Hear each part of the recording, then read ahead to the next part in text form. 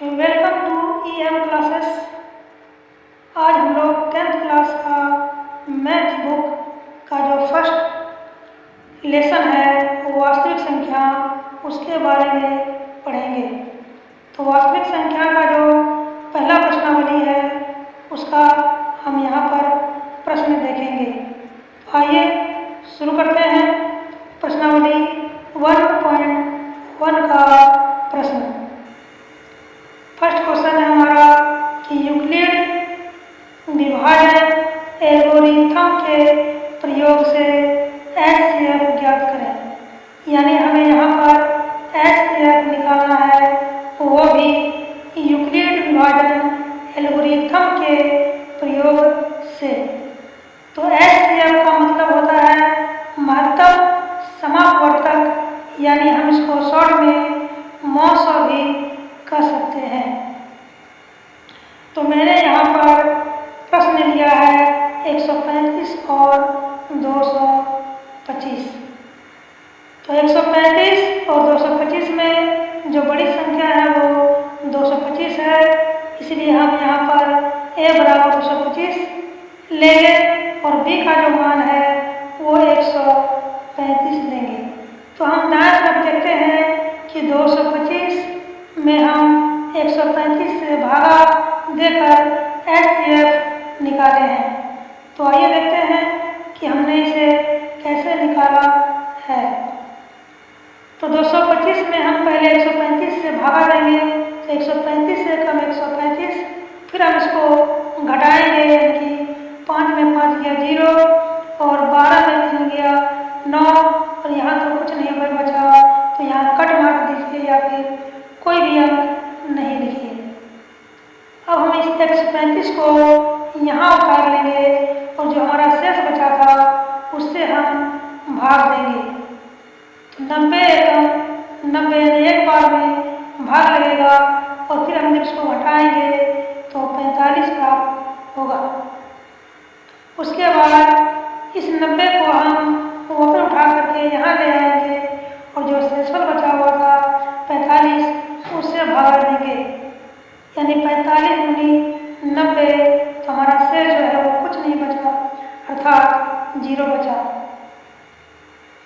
अब हम यहाँ पर लिखेंगे यूक्लिड विभाजन एल्गोरिथम A बराबर BQ प्लस R से। 225 को हम पहले यहाँ पर लिखेंगे और बराबर दे करके लिखेंगे 135 गुने 1 जोड़ 90, क्योंकि भाज्य जो है भाजक गुने भागफल जोड़ शेष के बराबर होता है। तो 135 गुने 1 जोड़ 90 मैंने यहाँ पर लिखा है। फिर 135 को हम लिखेंगे 90 गुने 1 जोड़ 45। देखिए मैंने 135 को पहले यहाँ पर लिख दिया है, फिर 90 गुने 1 जोड़ 45 लिखा है और उसके बाद फिर हम 90 को लिख सकते हैं 45 गुने 2 जोड़ 0, यानी शेष कुछ नहीं बचा है तो 0 मान लेंगे। तो देखिए हमने यहाँ लिखा है, इसी 90 को यहाँ लिखने के बाद 45 गुने 2 जोड़ 0, तो नीचे में हम लिख देंगे HCF बराबर 45। तो नेक्स्ट हमारा प्रश्न है 196 और 3820। तो सबसे पहले 3820 जो है हमारा बड़ी संख्या है, इसलिए हम इसको A मानेंगे और B बराबर हम लिखेंगे 196। फिर हम ऊपर बताए गए प्रोसेस से HCF ज्ञात करेंगे। 38,220 में हम 196 से भागा लगाएंगे तो एक बार में 196 आएगा। फिर हम इसको घटाएंगे तो 12 में 6 गया 6 और 17 में 9 गया 8 और 2 में 186 बचता है। अगला जो संख्या है हम उतारेंगे, यानी 2 को नीचे उतार लेंगे। हम यहाँ इसको घेरेंगे नहीं, जब तक हमारा भाग कंप्लीट नहीं हो जाएगा तब तक हम शेष फल से भागा नहीं दे सकते हैं। तो फिर 196 से भागा लगाएंगे 1862 में, तो 9 बार में 1764 आएगा और फिर घटाने के बाद हमें 98 प्राप्त होगा। उसके बाद जो नेक्स्ट अंक है हम इसको यहाँ उतार लेंगे, यानी हम 0 को उतारेंगे और फिर 196 से भागा देंगे तो 5 बार में 980 आ जाएगा।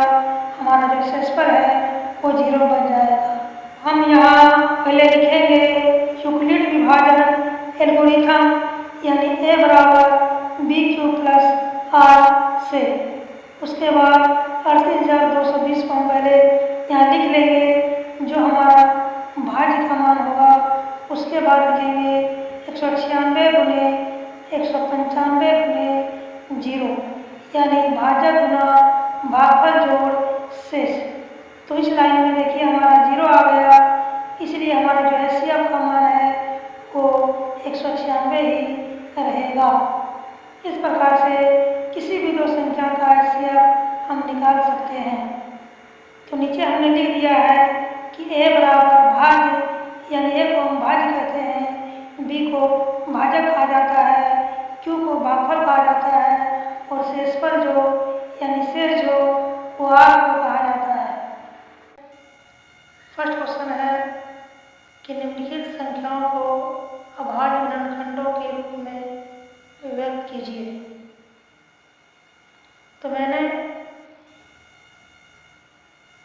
यहाँ पे दो संख्या ली है, एक 3825 और दूसरा 5005।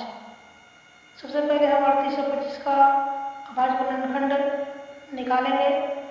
तो अभाज्य गुणनखंड निकालने से पहले हमें यह जानना जरूरी है कि अभाज्य संख्या होता क्या है। तो अभाज्य संख्या जो संख्या स्वयं और एक से विभाजित हो उसे अभाज्य संख्या कहते हैं।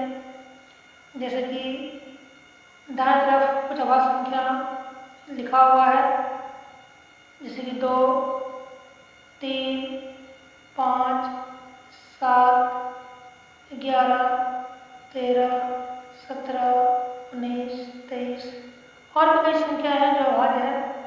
और इन अभाज्य संख्याओं से ही हम किसी भी संख्या को विभाजित कर सकते हैं, यानी अभाज्य गुणनखंड निकाल सकते हैं किसी भी संख्या से, चाहे वो संख्या छोटी हो चाहे बड़ी, ये मायने नहीं रखती है। यानी किसी भी संख्या से हम इस संख्या को विभाजित कर सकते हैं। तो आइए विभाजित करते हैं। तो 3825 जो है वो 2 से विभाजित नहीं होगी, यह संख्या 3 से भी विभाजित नहीं होगी, इसलिए हम इसे 5 से विभाजित करेंगे। तो 5 से 3825 को काटते हैं, तो 5 से 35, यहाँ पे बचा 3 हो गया 32, 5 36 बचा 2 हो गया 25 और 25 25, यानी कि 765 बार में 3825 जो है विभाजित होती है। अब हम 725 को भी 5 से विभाजित करेंगे। 725 को भी हम 5 से विभाजित करेंगे। 5 एकम 5, यहाँ हो गया 26, 25 25 बचा 1 हो गया 15 और 5 या 15, यानी 153 बार में कटेगा। 153 को भी हम 5 से काटेंगे जो कि 31 बार में कट जाएगा। अब हम नीचे में 3825 लिख करके बराबर का पहले साइन देंगे और जो भी यहाँ मेरा अभाज्य संख्या आया हुआ है उसको यहाँ पे गुना के रूप में व्यक्त करेंगे। जैसे कि ऊपर में आया हुआ है 5 फिर 5 फिर 5 और यहाँ 31, तो हम लिखेंगे 5 गुने 5 गुने 5 और गुने 31। चूँकि 5 यहाँ 3 बार आया है इसलिए हम इसको 5 पे 3 पावर लिखेंगे और 31 एक ही बार आया है इसलिए हम यहाँ केवल 31 लिखेंगे, कोई पावर नहीं देंगे। इसी प्रक्रिया के द्वारा हम 5005 का भी अभाज्य गुणनखंड निकालेंगे। तो आइए निकालते हैं। सबसे पहले 5005 जो है वो 5 से विभाजित है, इसलिए हम इसे 5 से ही काटेंगे। 5 एकम 5 और 2 0 उतर गया, फिर 5 एकम 5 यानी कि 1000 एक बार में यह विभाजित होती है। फिर हम इसे काटेंगे 11 से, चूँकि यह 2, 3, 5 या 7 से नहीं कटने वाला है, इसलिए हम इसे 11 से विभाजित करेंगे। तो 11 × 99, एक बचा, होंगे 11, फिर 11 × 11, 91 बार में 1001 जो है ये विभाजित हो जाएगी। अब 91 को हम 7 से विभाजित करेंगे, क्योंकि यह संख्या 2 या 3 या किसी अन्य संख्या से विभाजित नहीं होने वाली है। तो 7 से इसको विभाजित करेंगे तो 13 बार में यह कट जाएगा। अब हम नीचे में लिखेंगे 5000 बराबर दे करके 5 × 11 × 7 × 13, जो कि हम यहाँ पर मेंशन कर दिए हैं। यानी आभाज्य गुणनखंड निकालने के लिए अभाज्य संख्या के बारे में जानकारी होना आवश्यक है, तभी हम अभाज्य गुणनखंड निकाल सकते हैं। आइए हम नेक्स्ट क्वेश्चन देखते हैं। तो नेक्स्ट क्वेश्चन हमारा है कि अभाज्य गुणनखंड विधि से HCF यानी मॉस और LCM यानी कि लॉस ज्ञात करें। पहला क्वेश्चन है 12, 15 और 21, इस तीनों संख्या का HCF निकालना होगा और हमें LCM निकालना होगा। सबसे पहले 12, 15 और 21 को हम यहाँ पे गुणनखंड करेंगे और फिर नीचे में लिखेंगे। तो ऊपर की प्रक्रिया के द्वारा ही हम 12 को 2 से काटेंगे तो 6 बार में कटेगा, 6 को 2 से काटेंगे 3 बार में कटेगा। उसी प्रकार 15 को भी हम काटेंगे 3 से तो 5 बार में ये कट जाएगा, और 21 को काटेंगे 3 से तो ये 7 बार में कटेगा।